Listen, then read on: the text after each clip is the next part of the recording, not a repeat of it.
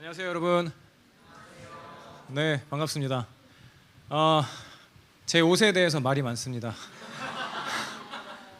일단 불교에서 온 거 아니고 종교 대통합하러 온 거 아닙니다. 제일 심한 말은 이거였어요. 단식원에서 도망 나온 거 아닙니다. 네, 우리 출애굽기 20장 13절 말씀 함께 읽읍시다. 매우 짧습니다. 한번 같이 읽죠. 출애굽기 20장 13절. 네. 네. 단식원은 좀 네.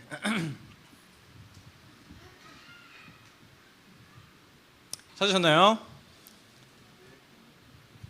네, 목소리가 작은 걸로 봐서는 아직 아닌 것 같은데요. 출애굽기 20장 13절. 여러분들의 표정이 이 정도면 네가 읽지 이걸 굳이 찾으려고 하냐라는 표정인데 웃으시는 걸 보니 제대로 본 것 같아요. 자, 한번 같이 읽을까요? 시작. 살인하지 말라. 네. 위협을 느꼈습니다. 여러분의 표정에서. 우리 시간교리 문답도 같이 읽고 나가면 좋겠습니다. 45문입니다. 제가 문을 읽으면 여러분들이 답을 같이 읽어주시면 좋을 것 같아요. 제가 읽겠습니다. 여섯째 계명의 의미는 무엇입니까? 시작.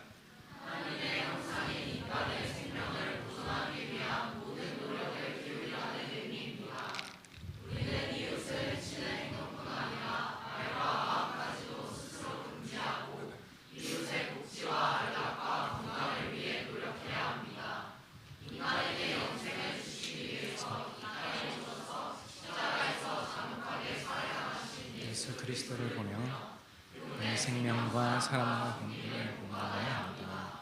네, 그렇습니다. 저와 여러분은 누구도 죽여본 적이 없지만 매일같이 살인하고 살해당하고 있습니다. 살인하지 말라라는 하나님의 말씀을 우리가 정직하게 받아들인다라고 한다면요, 우리가 살인자임을 인정할 수밖에 없고, 동시에 우리가 매일같이 죽고 있다는 것을 인정할 수밖에 없어요. 살인하지 말라라는 계명 앞에서요, 우리는 떳떳하다라고 생각할지도 모릅니다. 하지만 다른 계명들을 우리가 살펴봤던 것처럼 이 계명은요, 우리들의 행위뿐만 아니라 마음을 겨냥하고 있습니다. 그래서 예수님께서도 이 6계명을요 이렇게 해석하셨죠. 마태복음에서 이렇게 말씀하십니다. 옛사람에게 말한 바 살인하지 말라. 누구든지 살인하면 심판을 받게 되리라 하였다는 것을 너희가 들었느냐? 나는 너희에게 이르노니 형제에게 노하는 자마다 심판을 받게 되고, 형제를 나가라고 하는 자는 공회에 잡혀가게 되고, 미련한 놈이라 하는 자는 지옥불에 들어가게 되리라 라고요.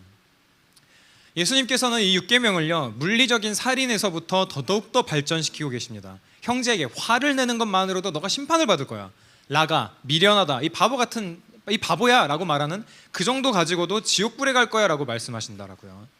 이거는 우리가 무기를 들고 누군가를 해칠 때만 살인이라고 할 수 있는 게 아니라 우리들의 말, 차가운 시선, 냉담한 마음들, 은근한 무시와 냉소로도 사람을 죽일 수 있다는 것을 우리들에게 알려주고 있습니다. 형제를 그냥 미워하고 나가 바보라고 놀리고 상대를 비웃는 그 말은 그냥 나쁜 말이라고만 할 수는 없습니다. 우리가 예수님의 말씀을 잘 듣는다고 한다면요, 정확히는 하나님의 형상에 대한 파괴라고도 얘기를 할 수 있죠. 하나님께서 십계명을 이스라엘에게 주실 때는요, 그들의 삶의 질서를 바로 세우기 위해서 주셨어요. 우리의 마음과 삶 전체를 위해서 하나님의 기준을 우리들에게 허락해 주신 거예요. 그런데 이 살인하지 말라라는 계명은 인간의 근원적인 죄를 건드려주고 있습니다.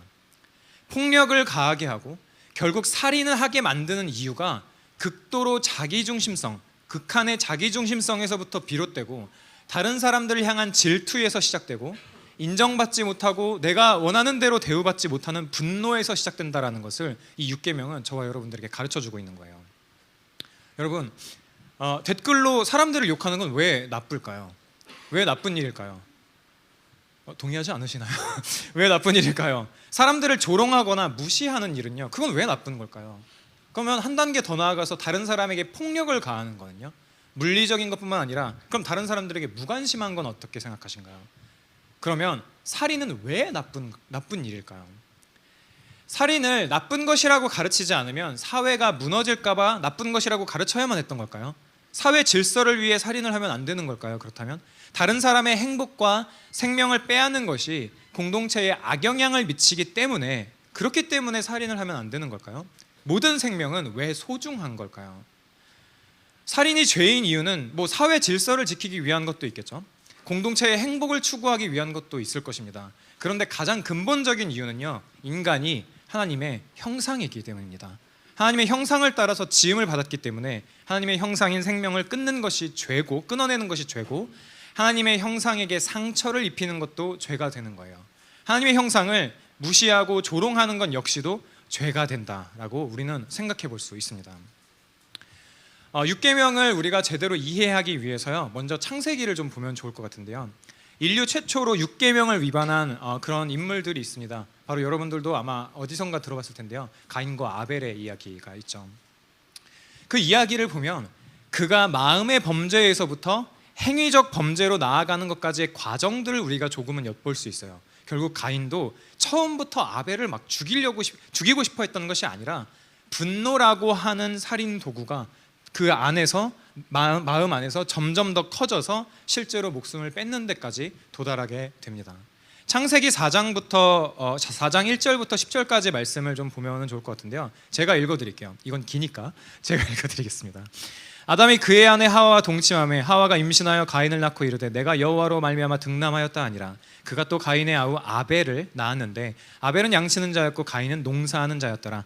세월이 지난 후에 가인은 땅의 소산으로 제물을 삼아 여호와께 드렸고 아벨은 자기도 양의 첫 새끼와 그 기름으로 드렸더니 여호와께서 아벨과 그의 제물은 받으셨으나 가인과 그의 제물은 받지 아니하신지라.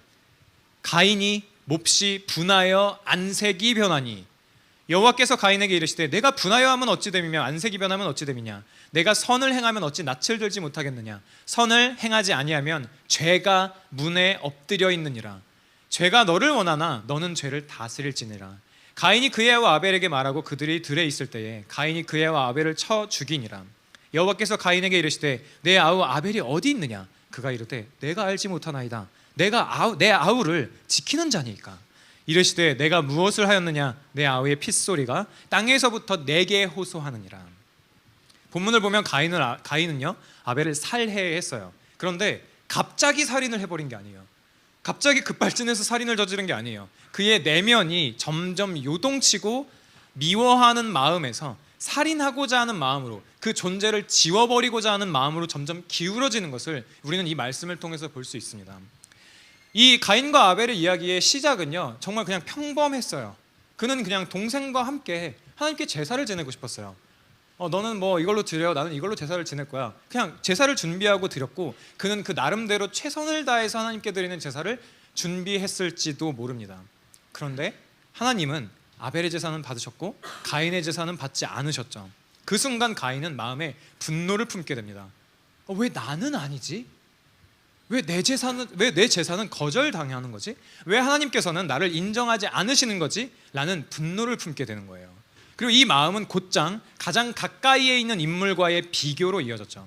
그 비교로서부터 시작돼서 좌절로 끝나게 되고 거기에 분노가 되고 질투로 번져나가게 되고 결국 동생을 향한 살인으로까지 이어지게 됐다라는 거예요. 아주 먼 옛날의 이야기 같은 가인과 아벨의 이 이야기는요 그냥 고대에 있었던 한 살인자의 이야기 정도로만 우리가 들을 수는 없습니다. 왜냐하면 저와 여러분의 마음 속에 존재하는 감정의 흐름을 보여주는 이야기이기 때문이죠. 저와 여러분은 일상 속에서요 수없이 인정받고 싶어 하고요, 그러면서도 수없이 비교하기도 하고요, 그러면서도 상처받기도 하고요, 그 상처가 분노로 발전되기도 하고요, 결국 관계를 파괴하는 말과 행동을 우리가 다른 사람들에게 보이기도 합니다. 우리는 칼을 들고 다니진 않지만 이미 수없이 마음으로 많은 사람들을 죽여왔고 우리 자신도 누군가의 분노로 인해서 무너지는 경험들을 하게 되기도 했습니다. 창세기 4장에 등장하는 가인은 인류 최초의 살인자예요. 그런데 우리가 이 장면을 방금 봤던 것처럼 가인이 동생을 죽이기 전까지의 여러 가지 감정의 흐름들, 내면에서 움직이는 그 감정의 흐름이 우리와 매우 유사함을 또 발견할 수 있죠. 다시 본문을 좀 보면 4절 5절에서는 이렇게 얘기를 하거든요. 아벨은 자기도 양의 첫 새끼와 그 기름을 드렸더니 여호와께서 아벨과 그의 제물은 받으셨으나 가인과 그의 제물은 받지 아니하신지라. 가인이 몹시 분하여 안색이 변하니. 가인은 막 분노했어요. 하나님이 아벨의 제사는 받으셨지만 내 제사는 거절하셨기 때문이에요. 정확하게 어떤 이유에서였는지는 알 수는 없지만 다만 히브리서 11장 4절은 이렇게 이야기를 합니다. 믿음으로 아벨은 가인보다 더 나은 제사를 하나님께 드림으로 의로운 자라고 하는 증거를 얻었으니 라고 말하고 있어요. 이 말씀을 통해서 우리가 좀 유추해 볼 수 있는 것은 아벨의 제사는 믿음으로 드린 것이었고 가인의 제사는 그렇지 못했다라는 것을 조금 생각해 볼 수 있습니다. 가인의 제사는 형식적이었다거나 중심이 없었거나 하나님을 향한 어떤 경외한 마음들이 결여되어 있을 수도 있다라는 것을 우리가 생각해 볼 수 있죠. 그런데 그때의 가인의 태도가요, 자기 자신의 부족함을 먼저 돌아보지 않습니다. 왜 선하신 하나님께서, 왜 신실하신 하나님께서 내 제사를 거절하셨을까? 나에게 어떤 부족한 부분들이 있었던 것은 아닐까? 내 죄 때문은 아닐까? 내 욕심 때문은 아닐까? 이런 생각으로 먼저 달려나가는 것이 아니라 그 즉시 그는 그냥 아벨을 바라봤어요. 그리고 비교했죠. 왜 제 제사는 받아주시고 왜 내 건 안 받아주시지? 그리고 질투했죠. 그리고 분노했죠. 이 분노는 그냥 기분에서 멈추어지지 않았습니다. 왜냐하면 이 히브리어 원문에서 보면 분하여라고 하는 이 단어는 속이 끓는다, 태워진다, 막 진노한다, 경노한다라는 뜻을 가지고 있거든요. 그의 내면이 불타오르고 있었던 거예요. 왜 나는 안 받아주시는 거야? 라는 생각 때문에요. 그리고 나서 얼굴빛이 변하게 되죠. 여기서 우리가 발견할 수 있는 중요한 원리가 하나 있습니다. 분노는 숨기기가 굉장히 어렵다라는 거죠. 처음에는 속에서 일어나는 감정이죠. 그런데 시간이 지나면 거의 반드시 얼굴에 드러나게 됩니다. 그게 아니라면 말투로 드러나게 되기도 해요. 행동으로, 때로는 무표정함으로, 때로는 누군가의 말에 내가 분노하고 있는 대상에 대해서 침묵함으로, 혹은 과격한 반응을 함으로써 드러나게 되기도 하죠. 이 가인의 안색이 변했다라는 건요, 분노가 이미 그 사람의 인격 전체를 지배하고 있었다라는 것을 우리로 하여금 생각나게, 그러니까 알게 해줍니다. 우리도 그렇죠. 누군가를 바라볼 때요, 누군가를 향한 마음속에 미움이 점점 자라날 때 그 사람과의 대화가 잘 안 된다라고 느끼게 돼요. 말투가 바뀌게 되죠. 내 말투가 먼저 바뀌게 되죠. 눈을 마주치는 것도 힘들어하게 될 거예요. 상대방의 어떤 말들에 반응을 냉랭하게만 대하게 될 수도 있습니다. 때로는요, 그렇게 변한 내 모습을 다른 사람들에게 보여주고 싶지 않아서 그 사람을 그냥 피하게 되기도 하고요, 그냥 대놓고 공격하게 되는 모습들도 있을 겁니다.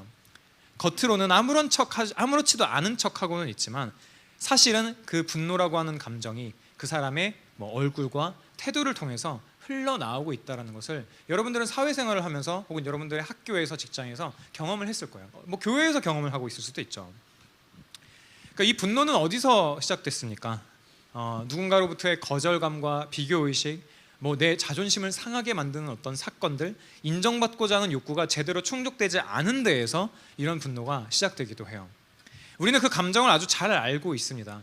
이곳에서도 이미 오늘 지금 이 시간 교회에 있는 이 짧다면 짧다고 말할 수 있고 길다면 길다고 말할 수 있는 이 시간 안에서도 이미 여러분들은 이런 감정들을 경험을 하고 계실지도 몰라요. 누군가와 비교당하고 억울한 마음을 품게 되고 인정받지 못했다는 느낌에 사로잡히게 될 때가 상당히 많죠. 그럴 때 저와 여러분들은 어떻게 반응하고 있습니까? 아마도 많은 경우 우리는 가인처럼 반응할 거예요. 우리들의 스스로를 돌아보지 않고 내 안에 있었던 죄는 무엇일까? 내가 회개할 거리든 어떤 것이 있을까를 생각하지 않고 타인을 향해서 그 즉시 화살을 돌리기도 하는 거죠. 왜 교회 안에서 쟤만 인정받지? 왜 나는 안 되는 거야? 쟤만 없으면, 쟤만 사라지면 내가 더 괜찮을 것 같은데, 내가 더 나은 사람으로 인정받을 수 있을 것 같은데, 교회 안에서 내가 조금 더 높은 사람처럼 여겨질 수 있을 것 같은데, 그렇게 분노는 우리 안에서 자라나게 되고 그 대상은 점점 더 분명해지게 됩니다. 그리고 그 사람을 향한 우리들의 감정은요, 점점 더 조절 불가능한 상태가 되기도 하죠. 이런 감정은요, 점점 이런 식으로 발전되게 되는 거예요. 쟤 진짜 꼴 보기 싫다. 널 말하는 게 아니야. 꼴 보기 싫다. 꼴 보기 싫다. 쟤만 보면 열받는다. 쟤가 좀 없어지면 좋겠어. 제가 이 공동체에서 사라지면 내가 조금 더 행복할 것 같아 라는 마음들로 발전되기도 한다라는 거죠. 그런데 여러분, 요한일서 3장 15절에는 이런 말씀이 있습니다. 형제를 미워하는 자마다 살인하는 자니 영생이 그 속에 거하지 아니하느니라라고요. 형제를 미워하는 자마다 살인하는 자니 영생이 그 속에 거하지 아니하느니라라고 그렇게 말씀을 하고 계십니다.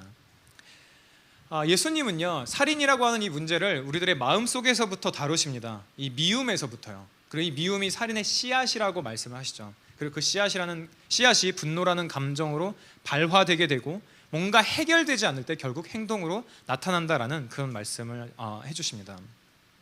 우리 안에 어떤 것이 되었든 간에 분노라는 감정의 씨앗이 지금 뿌려져 있다라고 한다면요, 이제는 우리가 그것을 하나님께로 들고 나와야 될 때입니다. 지금 당장은 무시해버려도 되는 감정 같다고 생각할지도 몰라요. 지금은 저 사람을 향한 애정이나 그런 마음들이 내 안에 없고 약간 짜증나고 나를 거스르게 하고 분노하는 마음이 조금 있는 것 같은데 그냥 내버려 두자라는 태도가 아니라 하나님께로 그 마음들을 이제는 가지고 나와야 된다라는 거죠. 왜냐하면 이 분노는 그냥 감정에서만 멈추는 것이 아니라 결국 죄가 되고 파괴라고 하는 결과를 가지고 오기 때문입니다. 여러분은 누군가를 미워하고 있습니까? 여러분의 말로 죽이고 있는 사람이 있습니까? 바라만 보거나 생각만 해도 여러분들의 안색을 변하게 할 정도로 분노하고 있는 사람이 있습니까? 우리는 우리들의 마음속의 분노를 그냥 방치하지 말아야 됩니다. 가인이 분노로 얼굴빛을 딱 변하게 되는 그 순간에요, 하나님께서는 침묵하지 않으시고 직접 가인에게 찾아오십니다. 여호와께서 가인에게 이르시되 내가 분하여 함은 어찌 됨이며 안색이 변하면 어찌 됨이냐. 내가 선을 행하면 어찌 낯을 들지 못하겠느냐. 선을 행하지 아니하면 죄가 문에 엎드려 있느니라. 죄가 너를 원하나 너는 죄를 다스릴지니라. 여기서 하나님께서는요, 분노를 그냥 억누르거나 무조건 참으라고만 하지는 않으십니다. 하나님은 가인의 감정을 인정해 주세요. 네가 분노하는 것, 네가 안색이 변하는 것, 그거 내가 다 알고 있어. 그런데 그 상태에 머물러서는 안 돼. 하나님께서는 그 감정이 죄의 문턱 바로 앞에 있다라고까지도 말씀하십니다. 죄가 문 앞에 있다라고 하는 그 단어는요, 사냥꾼이 먹잇감을 사냥하기 위해서 이렇게 덮치기 직전의 모습으로 웅크려 있는 그런 동물의 자세를 말할 때, 묘사할 때 쓰는 그런 표현이에요. 그렇게 죄가 문 앞에 엎드려 있다라고 우리에게 말씀해 주시는 거죠. 그러니까 하나님께서는 이렇게 말씀하시는 겁니다. 죄가 너의 삶의 문 앞에 웅크리고 있어. 너의 분노가 조금 더 자라면 죄가 그것을 타고 너를 삼켜버릴 거야 라고 그렇게 말씀하시는 거예요. 가인은 하나님의 경고를 들었습니다. 네가 얼굴빛이 바뀌는 게 도대체 무슨 일이야 라고 말씀하는 걸 들었어요. 그리고 죄가 문 앞에 엎드려 있다라는 말씀도 들었습니다. 그러면서 그 사람은 지금 자신의 감정을 다스릴 기회를 분명히 얻었어요. 근데 아무런 반응을 보이지 않습니다. 회개하지 않아요. 그 즉시 회개 자리로 나아가지 않습니다. 그는 하나님께 대답조차 하지 않아요. 하나님, 어찌할 수 없는 이 마음을 저도 모르겠어요. 저 어떻게 해야 될지 모르겠어요 라는 말조차도 하지 않아요. 동생에게도 이해를 구하지 않고 분노를 딱히 삭히려고 하지도 않아요. 오히려 침묵하기를 선택하고 그 침묵은 오히려 분노를 더 크게 만들어버리기도 하고 그것이 행동으로 일어나게 됩니다. 그렇게 창세기 4장 8절은 그 사건을 이렇게 얘기를 하죠. 가인이 그 아우 아벨에게 말하고 그들이 들에 올 때에 가인이 그 아우 아벨을 쳐 죽이니라 라고 말하고 있습니다. 이 구절은요, 굉장히 짧죠. 뭐 한 문장 정도 되는 것 같아요. 그런데 그 안에 담긴 감정의 무게는 사실 굉장히 무겁습니다. 가인은 아벨을 먼저 불러내요.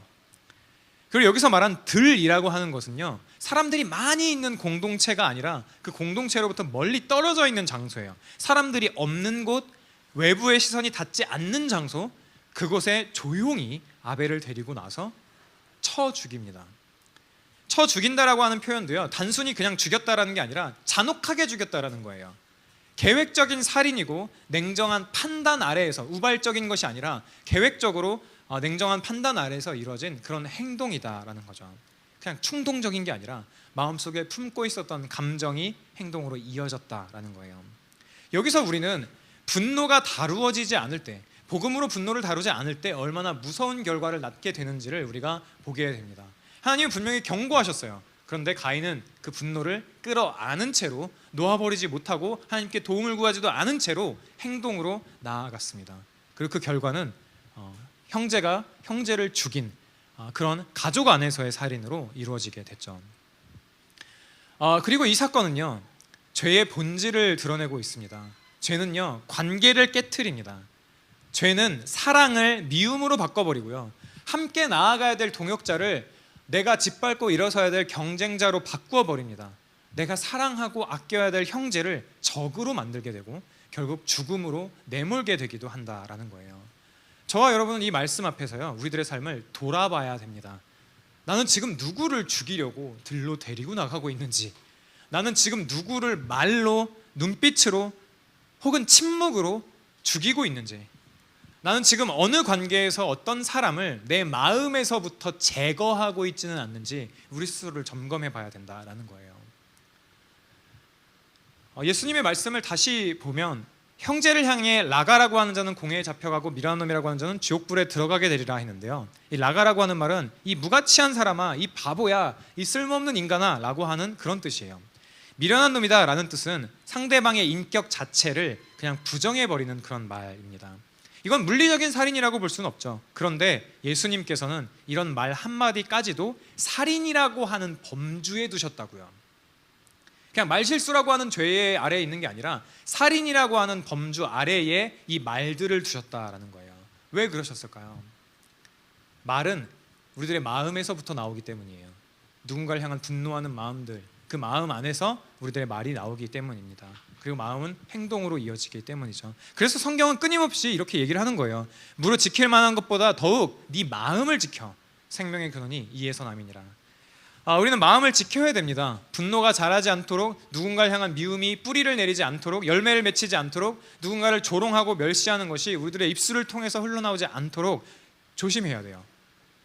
가인은 하나님의 경고를 계속해서 무시했습니다. 그래서 형제를 죽이기까지 됐고 하나님께로부터 쫓겨나게 되기도 했어요. 살인의 결과는 단지 육체적인 죽음이 아니라 하나님과의 단절이었고 공동체로부터의 추방이었고 마음의 파괴였습니다. 저와 여러분은 어떻습니까? 이웃을 바라보는 우리들의 안색은 어떻게 변하고 있으며 저와 여러분은 분노라고 하는 감정을 어떻게 다루어가고 있습니까? 가인의 이야기에서 우리는 제가 이 설교의 초반부에 말씀드렸던 것처럼 우리 스스로의 마음을 좀 살펴볼 수 있습니다. 누구보다 인정받고 싶어. 그러나 비교 속에서 동시에 괴로워해. 그런데 동시에 다른 사람들 향한 분노가 계속 자라나고 있어.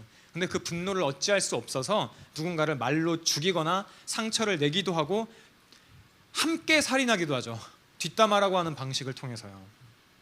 우리는 그렇게 말로, 태도로, 침묵으로, 무시함으로, 냉소로 누군가를 죽였습니다. 우리 모두는 살인하지 말라라는 이 계명 앞에서 우리가 죄인임을 인정할 수밖에 없다라는 거예요. 그리고 여러분, 이 죄의 대가는요 매우 무겁습니다. 가인이 살인한 뒤에 하나님께 이렇게 말하죠. 내 죄벌이 너무 무거워서 견딜 수가 없나이다 라고요. 그렇습니다. 죄의 무게는 견딜 수가 없어요. 살인의 죄는 인간 스스로 갚을 수가 없는 죄입니다.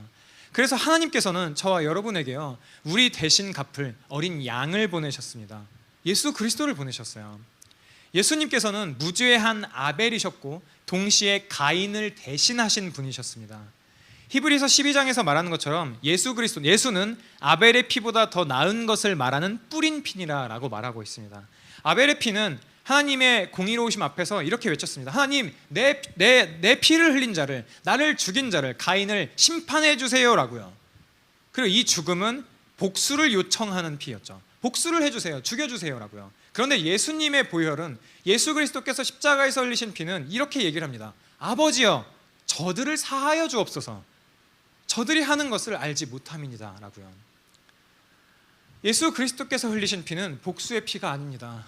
용서와 구원의 피입니다. 예수님은 십자가에서 가인의 자리에 서셨습니다. 그분은 죄인이 아니셨지만 죄인 취급이 되셨고 모욕당하셨고 침뱉음을 당하셨고 십자가에 못 박히셨어요. 그리고 그 고통을 견디시면서 저와 여러분 같은 죄인을 위해서 스스로 십자가를 택하시고 죽음을 택하셨죠. 그리스도의 의는요, 저와 여러분의 살인죄를, 저와 여러분들이 다른 사람들 향한 분노로 인한 살인하는 그 모든 죄악들을 덮는 은혜입니다. 우리는 가인처럼 미워했고 형제를 무시했고 하나님께서 회개하라고 말씀하신 것을 계속해서 외면할 뿐만 아니라 사람들을, 이웃을 우리 마음 가운데서 지워버리기도 했지만요, 예수님께서는 저와 여러분이 절대 하지 못했던 그런 일들을 다 하셨습니다. 형제들을 미워하지 않으셨고 사랑하셨고요. 말로 사람을 죽이시는 것이 아니라 살리셨고요. 공동체에서 가장 작은 자를 무시하는 게 아니라 품으셨고, 심지어 자기를 배신한 자를 위해서도 기도하셨습니다. 저들의 죄를 저들에게 들리지 말아주세요. 저들은 저들이 하는 것이 무슨 일인지 알지 못합니다 라고 기도하셨다라는 거예요. 그리스도의 의로움은 완전했습니다.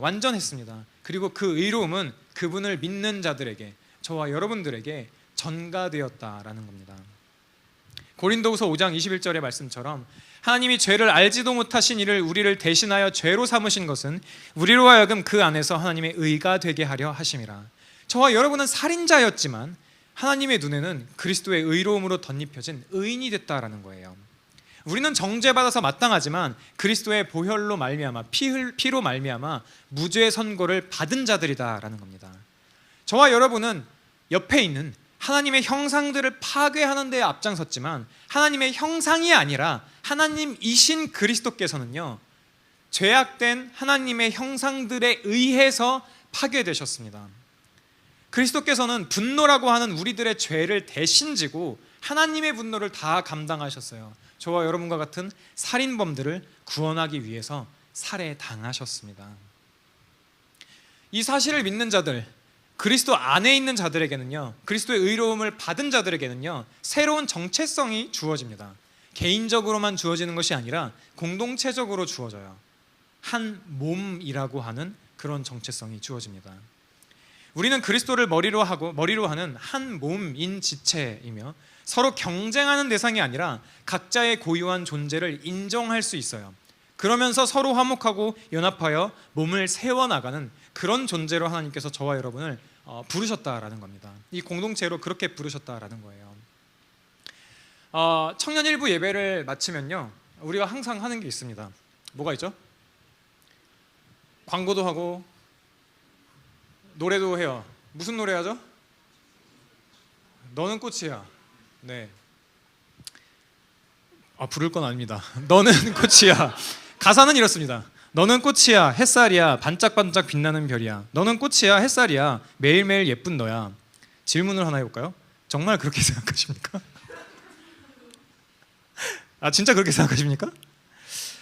이거를 불러줄 때 우리가 서로 약간 민망하면서 몸을 조금씩 꼬는 이유는요, 별로 그렇다고 생각하지 않아서이기도 해요. 너무 팩트인가요? 그런데 이 노래는요, 지금부터가 중요해요. 그런데 이 노래는요, 저와 여러분이 속해 있는 이 공동체의 우리들의 정체성의 일부분을 확실하게 말해줍니다. 우리는 모두 다 하나님의 형상이며 하나님의 자녀이기 때문에 꽃보다도 햇살보다도 별보다도 더 아름다운 존재라고 말해줘요. 그리고 그런 고백을 서로에게 해주는 거예요. 아멘? 그런 고백을 서로 해주는 겁니다. 좀 더 자신 있게 할 수 있겠죠? 여러분은 여러분들의 옆 사람을 하나님의 형상으로 보고 있습니까? 아니면 여러분들의 경쟁 대상으로, 여러분이 더 앞장서서 나가서 뒤로 밀어버려야 될 존재로만 생각하고 있습니까? 여러분들의 옆 사람들을 그리스도 안에서 한 몸으로 인식하고 있습니까?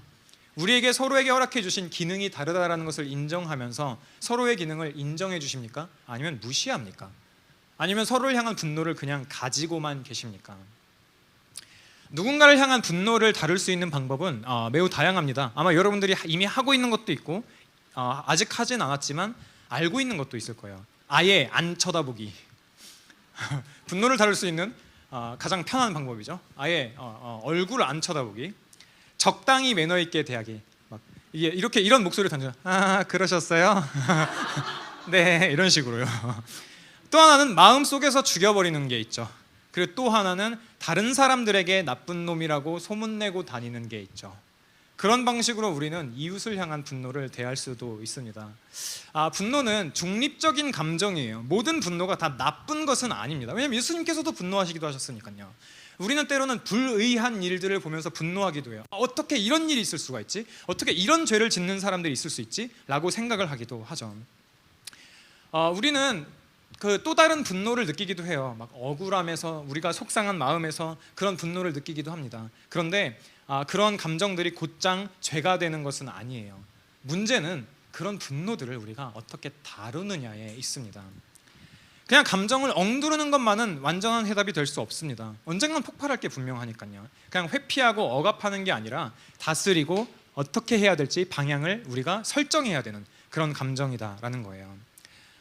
어떻게 해야 될까요? 우리는 먼저 하나님 앞에 우리들의 분노를 드러내야 됩니다. 하나님, 제가 어떻게 해야 됩니까? 제가 어떻게 해야 됩니까? 라고 그렇게 고백해야 돼요.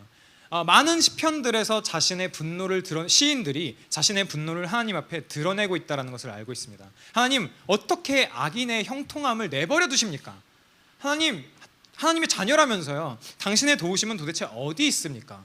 나에게 상처 준 자들은 더더욱 잘 나가는 것만 같습니다. 도대체 하나님은 어떻게 그들에게 대하고 계십니까? 라는 그런 분노들을 솔직하게 고백하고 있다라는 거죠. 감정을 하나님 앞에서 토로하면서 기도 속에서 그 마음이 다스려지기도 했습니다.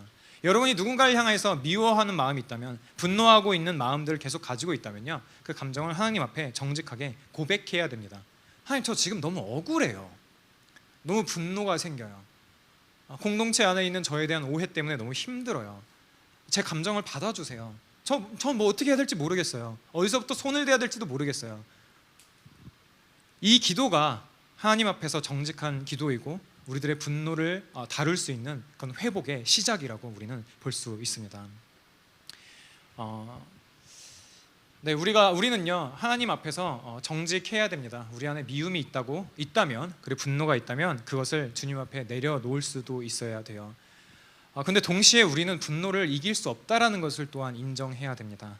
우리는 완전한 승리를 가질 수는 없어요. 다만 그리스도 예수 안에서만 우리가 분노를 다스릴 수 있는 길이 열려 있다라는 것을 우리는 신뢰해야 된다라는 겁니다. 왜냐하면 그리스도 예수만이 분노에 휩싸인 세상 가운데로 오셨으며, 세상 가운데서 때로는 침묵하시기도 했고, 때로는 참기도 하셨고, 때로는 자기를 향한 분노를 펼치는 그런 하나님의 형상들을 향해서 용서를 베풀어 주시기도 하셨기 때문입니다. 자기 자신을 죽이려고 하는 자들을 용서하기도 하셨다라는 겁니다. 짧게 몇 가지만 적용을 해보자면, 우리는 우리 안에 있는 내면의 가인을 다스릴 줄 알아야 됩니다. 가장 형제였다고요, 가인과 아벨은요. 근데 가장 가까운 형제들 사이에서 그 사이가 정말 좋고 질투가 없었다라고 한다면, 그러니까 제사를 드렸을 때 제사를 받아준 모습을 보면서 어떤 태도를 취할 수 있었을까요? 너무 축하한다. 어떻게 하나님께서 너의 제사를 받아주실 수 있었을까? 하나님께서 너의 제사를 받아주셨어 라고 하면서 함께 기쁨을 나눴을 거라고요. 그런데 질투했기 때문에 절대 그럴 수가 없었죠. 우리는 가장 친한 친구라고 할지라도 질투하는 가인과 같은 그런 악한 경향성이 우리 안에 있다라는 것을 생각해야 됩니다. 그리고 이런 악한 경향성과 이기기 위해서는요, 가인이라고 하는 개에게 먹이를 주지 않고 굶기는 훈련이 필요합니다. 이것을 하기 위해서 우리가 미워하는 이유에 대해서도 스스로 생각을 해보고, 나 왜 무엇 때문에 분노하고, 내가 긁히는 지점은 어떤 지점이지? 나는 뭐에 긁히지? 나는 저 친구가 나한테 어떤 말을 할 때마다 긁히지? 왜 긁히지를 생각해 볼 수 있다는 거죠. 어쩌면 그곳에 저와 여러분이 해결해야 될 우상이 가득 있을지도 모릅니다. 그리고 그것들을 하나님께 정직하게 가져가는 것이 저와 여러분들에게 필요하다라는 거죠. 그리스도께서 이 땅 가운데 오심으로 자신을 향해서 분노라는 감정을 가지고 죽이려고 다가오는 이들을 용서하셨기에, 그리고 그 안에 우리들이 있기에, 용서받는 자들 안에 우리들이 있기 때문에 우리들은 서로를 또한 용납하면서 사랑하면서 대할 수 있습니다. 한 몸 이룬 그런 정체성을 우리들에게 허락해 주셨기 때문에, 그리스도 예수 안에서 옆 사람은 그냥 옆 사람이 아니라 예수 안에서 한 몸 이룬, 그리스도를 머리로 두는 한 몸 이룬 그런 지체다라는 거죠. 그렇게 우리가 서로를 대할 때에 우리는 더 이 공동체 안에서 하나님의 사랑을 더욱더 경험하게 될 겁니다. 그리고 그것 가운데 저와 여러분이 더욱더 깊이 들어가게 되면 좋겠습니다. 우리 같이 기도합시다.